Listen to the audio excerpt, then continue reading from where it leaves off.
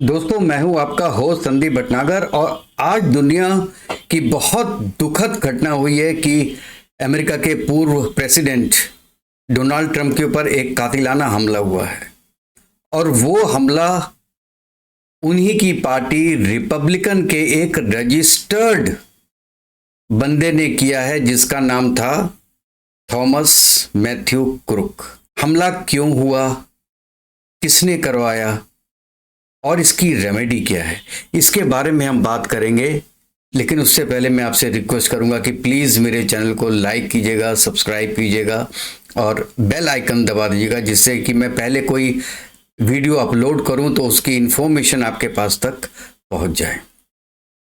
तो दोस्तों, ये बहुत सैड स्टेट ऑफ अफेयर है कि अमेरिका के जैसे कंट्री में, जिसमें ये हिस्ट्री भी है, 2 बार पहले भी कातलाना हमले हो चुके हैं प्रेसिडेंट पे या प्रेसिडेंशियल कैंडिडेट पे, उसके बाद भी उनकी सीक्रेट एजेंसीज, जिनके पास ये इनपुट भी था इस बार, वहां पे जो सिल्वेनिया में जो पब्लिक थी, उन्होंने इन्फॉर्म किया था सीक्रेट एजेंसीज को कि यहां पे एक बंदा पिस्टल लेके आया हुआ है।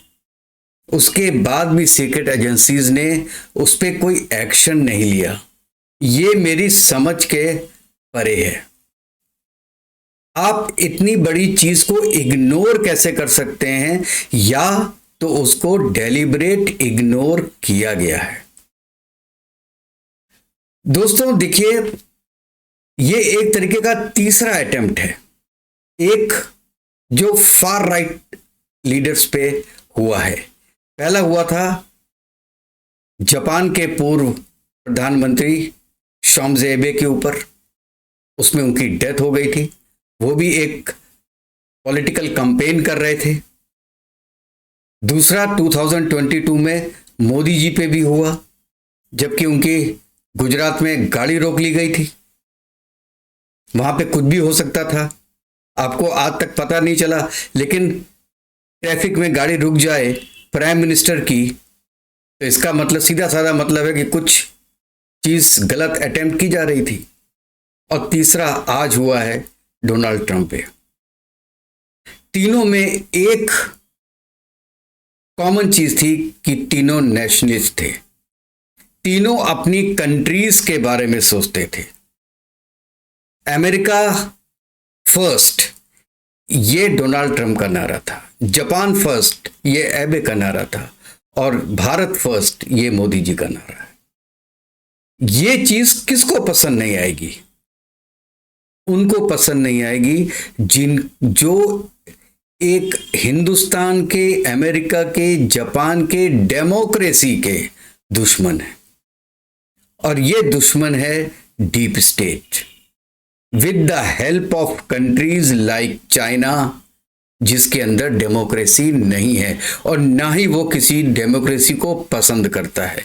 मेरे पास इस चीज का कोई पुख्ता सबूत तो नहीं है, लेकिन सरकमस्टांसेस ऐसे लगते हैं कि चाइना कभी भी नहीं चाहेगा कि डोनाल्ड ट्रंप प्रेसिडेंट दोबारा बने। He was totally against China.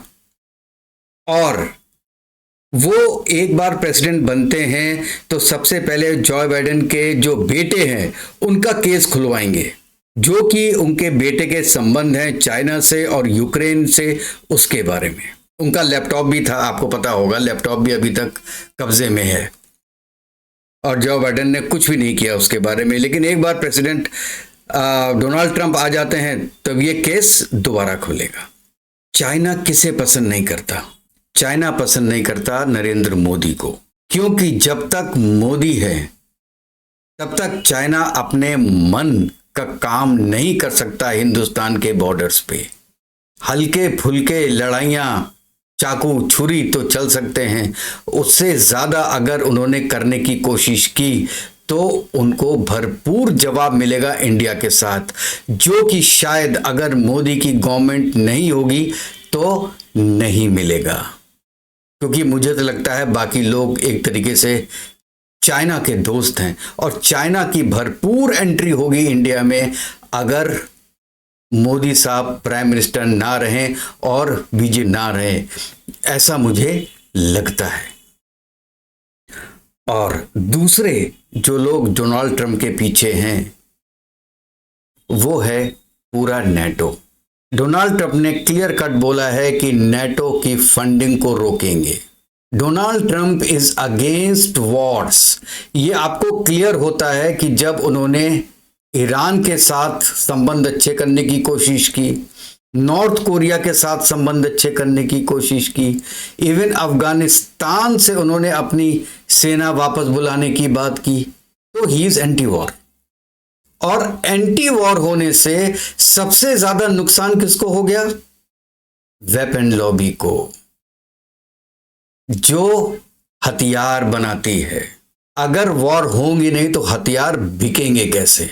और दोस्तों एक बात मैं आपको बताऊं, ये मजाक की बात नहीं है कि अगर कभी अमेरिका में वाइट और नॉन वाइट के बीच में कभी कोई सिविल वॉर की नौबत आई तो घर घर में हथियार हैं, आधा अमेरिका खत्म हो जाएगा।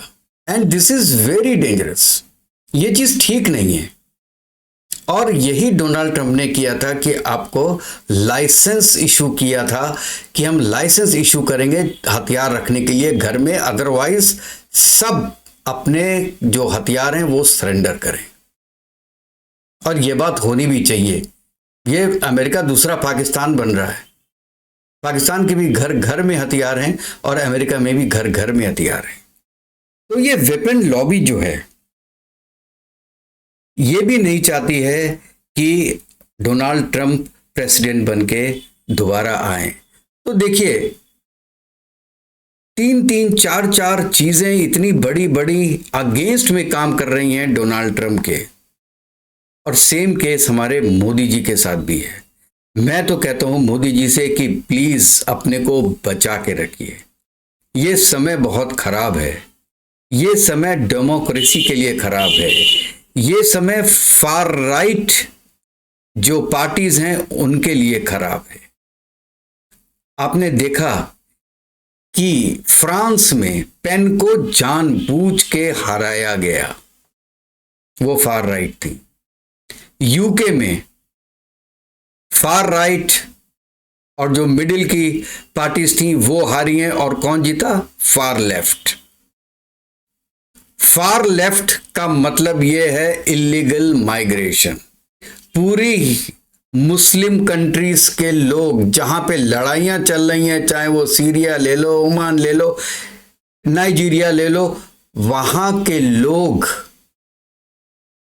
यूरोप कंट्री में आके, अमेरिका में आके, अमेरिका और यूरोप को शरिया लॉ के अंडर में लाना चाहते हैं। और इसमें कई लोग मिले हुए हैं, जैसे कि अभी एक प्रेसिडेंट ने बोला था सोरोस के बारे में कि वो इलीगल माइग्रेशन कराने के लिए उसने ईयू के कई ऑफिशियल्स को और मिनिस्टर्स को अपने साथ मिला लिया और ऐसी पॉलिसीज ईयू में लाए हैं जिससे कि इलीगल माइग्रेशन हो सके। और यूरोप का क्या हाल है, खास तौर से जर्मनी का, फ्रांस का, वहां पे केवल 8% माइग्रेशन है, लेकिन वहां पे आप कंडीशंस देखिए भयावह। अमेरिका और डोनाल्ड ट्रंप ये नहीं चाहते, लेकिन जो बाइडेन के पीछे बैठे हुए हैं, मुझे लगता है कि एक तरीके से ओबामा हैं जो कि ये पूरा गवर्नमेंट चला रहे हैं, और उनका तो नाम ही हुसैन ओबामा है। तो शायद मन में कुछ और भावना हो उनके, इसलिए वो एक तरीके से इलीगल माइग्रेशन को बहुत बढ़ावा देते हैं, जो कि अमेरिका के लिए गलत है। किसी भी कंट्री का कल्चर चेंज होता है इससे। हिंदुस्तानी जहां जाते हैं कल्चर चेंज नहीं करते, लेकिन अगर कोई ऐसा धर्म है जिनके लोग वहां जाके वहां का कल्चर, वहां का रिलीजन चेंज करने की बात करते हैं, तो उनको वेलकम नहीं किया जाना चाहिए, क्योंकि फिर आदमी अपनी संस्कृति भूल जाता है। तो मेरी पूरी सहानुभूति है डोनाल्ड ट्रंप साहब के साथ, और मैं ये चाहता हूं कि वो पहले भी अच्छे खासे वोटों से जीत के आते वो, और अब एक सिंपैथी उनको जरूर मिलेगी। वैसे मैं बता दूं, डोनाल्ड ट्रंप को जीतने के लिए सिंपैथी की जरूरत नहीं थी। बाइडन खुद ही ऐसा काम कर रहे हैं जिससे कि लोग, इवन उनके पार्टी के लोग बोल रहे हैं कि आप खड़े मत होइए। कभी कमला हैरिस को अपनी वाई बोल देते हैं, कभी कमला हैरिस को डोनाल्ड ट्रंप बोल देते हैं, कभी यूक्रेन के प्रेसिडेंट ज़ेलेंस्की को पुतिन बोल देते हैं। आप बताइए, मतलब उनके मन में जो चीज चलती है, जो मतलब पुतिन से दुश्मनी और डोनाल्ड ट्रंप से दुश्मनी, दो दुश्मन उनके दिमाग में ऐसे घूम रहे हैं कि जो भी उनके सामने आता है वो उसको सोचते हैं वो ही है। ऐसे मेंटल स्टेटस के आदमी को पूरे दुनिया पे राज करने के लिए लगाया हुआ है। इससे बड़ी विडंबना क्या होगी?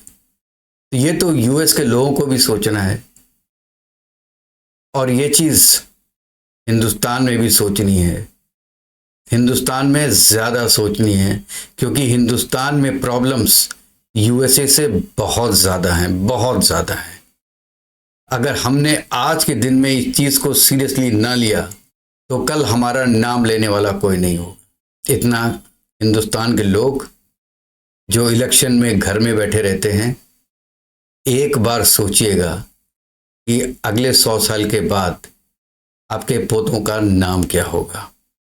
जो कि आज आपको बोलूं तो आप ये सोचेंगे कि ऐसा नहीं होगा, लेकिन जो हकीकत चल रही है उसके हिसाब से ऐसा ही होगा। और अगर आप ऊपर से नीचे देखेंगे तो आप ये सोचेंगे कि हम इलेक्शन के वक्त घर में बैठ के हमने दुनिया की सबसे बड़ी गलती कर दी।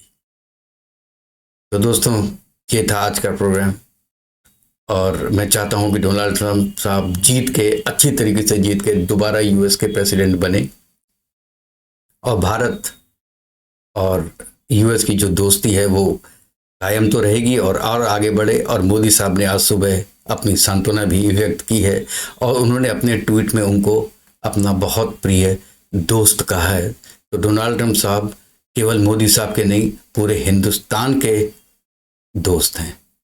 सो दोस्तों, थैंक यू वेरी मच, और फिर नेक्स्ट वीडियो में मिलते हैं। तब तक के लिए जय हिंद, जय भारत, वंदे मातरम।